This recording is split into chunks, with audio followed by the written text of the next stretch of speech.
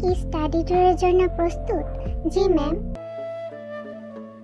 এবারও তুই নাই বলবি, আমি সেটা জানি, তাই আমি তোকে জিজ্ঞেস করব না। না, এবার আমি যাবই। এই কথা না হয় আমি হাজারবার শুনেছি। প্রত্যেকবারের মতো এবারও দিন শেষে তুই ঘরে বসে থাকিস, আঙ্কেল আন্টির সাথে আমাকে কথা বলতে দিবি না, নিজেও যাবি না। সমস্যা তো তোর নিজের মধ্যেই আছে। ফ্লাইটের দিন শুধু দেখবি। এখন তোর মুখ বন্ধ কর।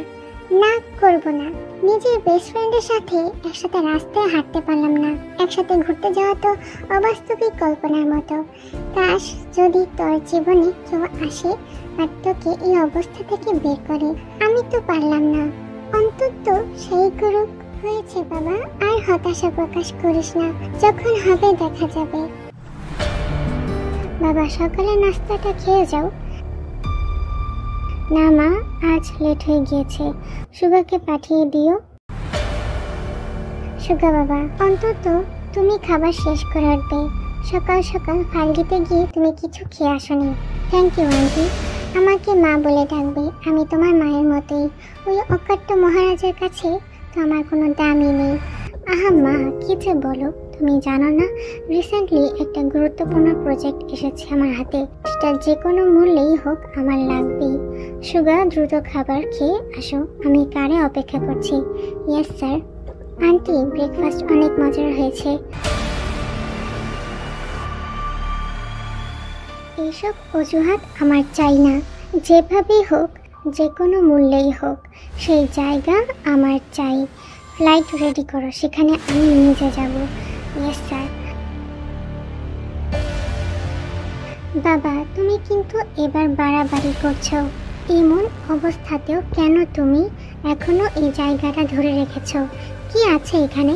এই জায়গা এমনই অভিশপ্ত যে এখন এটার প্রতি দেশের বিশাল বিজনেস টাইকুনের চোখে পড়ে গিয়েছে। বেশি আর দূর নেই, সময় চলে এসেছে। এই জায়গার রহস্য শীঘ্রই জানতে পারবে। এই কথা শুনতে শুনতে এখন আমি ফেরাম বাবা। মা, সাবধানে যেও কিন্তু। জি বাবা। ফ্লাইটের দিন আমি জানতাম মেয়েটা আমাকে শুধুই মিছে স্বপ্ন দেখায়। আঙ্কেল, আঙ্কেল দাঁড়ান। তুই সত্যি বলেছিলাম না?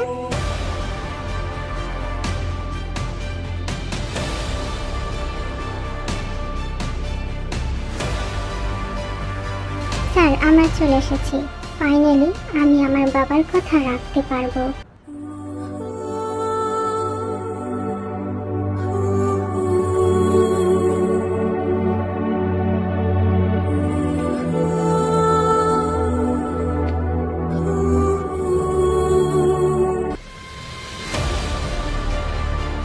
জিমিনি, তে কোথায়? আমি ওকে পাচ্ছি না। আমি সব জায়গায় অ্যানাউন্স করছি। আপনি কোথায় স্যার? কি আছে এখানে যে সকলের চোখ এই জায়গাটির উপর? কি রহস্য লুকিয়ে আছে? ওখানে কে? আপনি?